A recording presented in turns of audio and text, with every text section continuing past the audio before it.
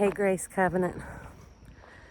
You can just call these last two devotionals the Coach Shoop Chronicles. Whew, I just finished a run today. Today's not raining, but it is hot.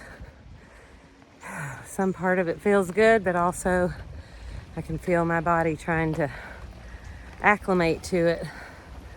It's going to take a little time. Oh, and this kind of like extended metaphor for the work we're doing to, as Tema Oken says, divorce white supremacy culture.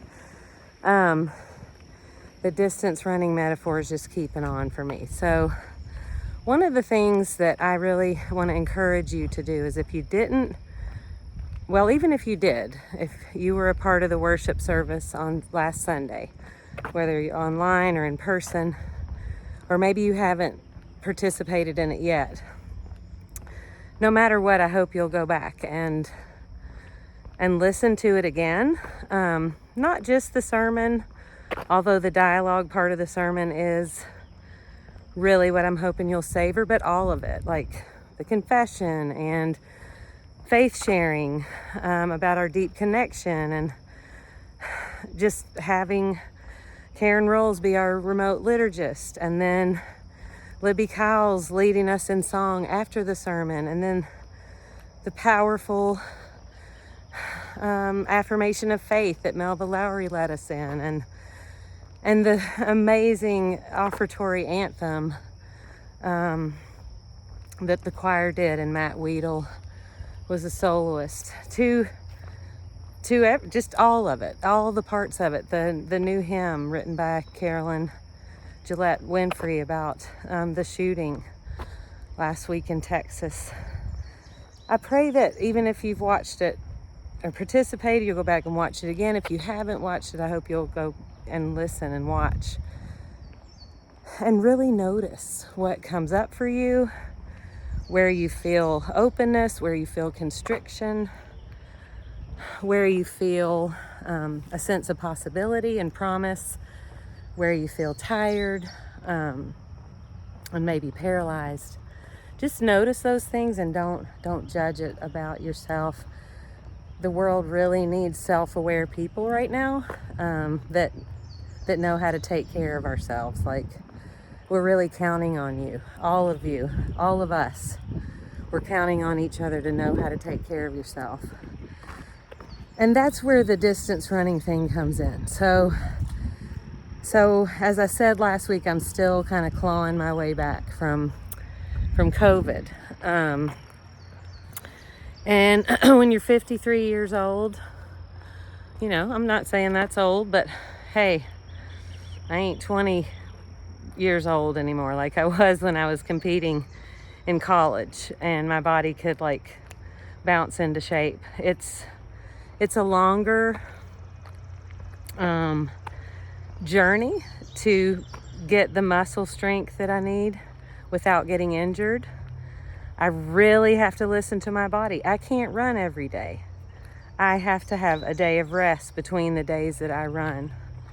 I have to do a lot of stretching. I have to do a lot of hydrating. I have to do a lot of strengthening of the muscles that, especially around my hips and my core. Like, if you don't have a strong core and your hips are tight, you know, movement is gonna be tough. And that's, for some people, that's a chronic condition. And so we have to adapt and find other ways to move, other ways to help our bodies leave our comfort zones. And in this work of dismantling, divorcing, dissolving, whatever we want to say, white supremacy culture, that rhythm of rest and exertion is really, really important. Because when we don't rest enough, then we bring our kind of activated selves to the exertion, and we're gonna pull a muscle, or we're gonna lash out at somebody. So really kind of learning how to regulate ourselves is a huge part of this work. And you are the only one that knows your limitations. When things feel like it's too much for you, it's your job to take care of yourself. It's not, that doesn't mean we all need to stop. That means you need some rest. And we'll be here when you get back. And, we kind of stagger our rest, almost like a relay team. And, that's what community is. When you're resting, other people are exerting. And when someone else is resting, you're exerting. And this work of deprogramming ourselves from generations of really brainwashing and also body occupation of white supremacy culture. This is something we're going to be doing for the rest of our lives. So we need endurance. And with running, you don't go out and just, if you haven't been running, you don't just go out and run like 25 miles. You will get hurt or maybe even not make it. You start out with increments. And the thing is, the world really needs more right now than increments. And people of color and indigenous people, people pushed to the margins by white supremacy, people living with and in poverty, people who are unhoused, people who don't have access to health care, people suffering from the inadequacies of our education systems and our justice systems. I mean,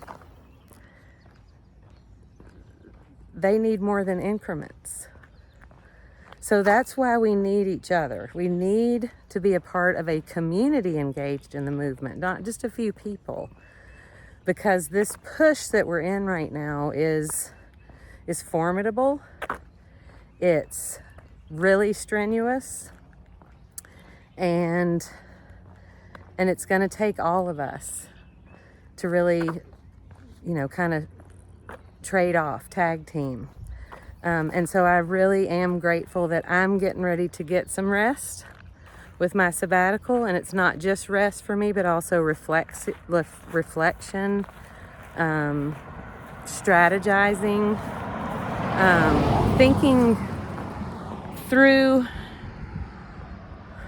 what my role is at Grace Covenant in the next 5 to 10 years. Like what does it look like for this community to move into the next phase of our work together?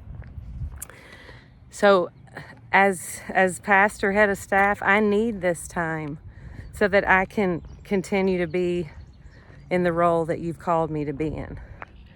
And while I'm resting and strategizing and reflecting, this is a time for some of you to exert and to lean in and to get, more of your muscle strength built up about where you are in this work. So remember to hydrate, remember to rest, remember to nourish your body with the foods that muscles need to grow and to strengthen and to recover and heal. And I'll be praying for you. I'll be holding the whole Grace Covenant community really close these next 3 months. But I hope I'll see you somehow. I hope we'll be connected somehow on Sunday for Pentecost. Because the one who's going to get us through, this without being destroyed or depleted by it is the Holy Spirit. That's the promise that the Holy Spirit provides for us and equips us. And Pentecost is when we remember that and we celebrate that. So love to you, Grace Covenant.